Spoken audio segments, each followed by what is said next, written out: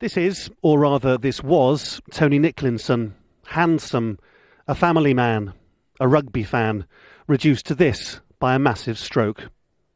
He now has a condition known as locked-in syndrome and has described his life as worthless. His family have gone to the highest civil court in Britain to argue that if he's incapable of taking his own life, somebody else should be able to do it for him without being jailed for murder.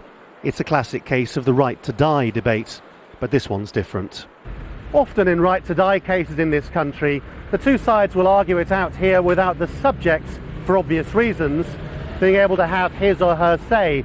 But what's remarkable about this case is the way in which technology has allowed a severely disabled man to say what he thinks too, not just to this court, but to the court of public opinion.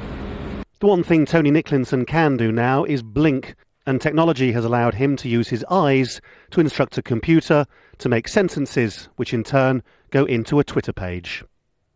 Just 5 days ago, he wrote this. Hello world, I am Tony Nicklinson. I have locked-in syndrome, and this is my first ever tweet.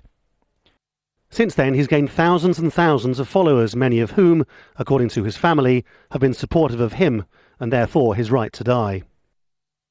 And while the case is heard, it seems Mr. Nicklinson, too, has been sufficiently moved by his new capacity to interact as to raise the question of whether he still thinks his life is worthless. People want to know if I will change my mind because of Twitter. Let's hear the judgment first, and maybe I'll tell you. The fact of this technology doesn't change the law or the extraordinarily complex debate around euthanasia, but the way in which it allows people who have assumed that they're useless to engage with anyone in the world is genuinely amazing. Laurence, Al Jazeera, London.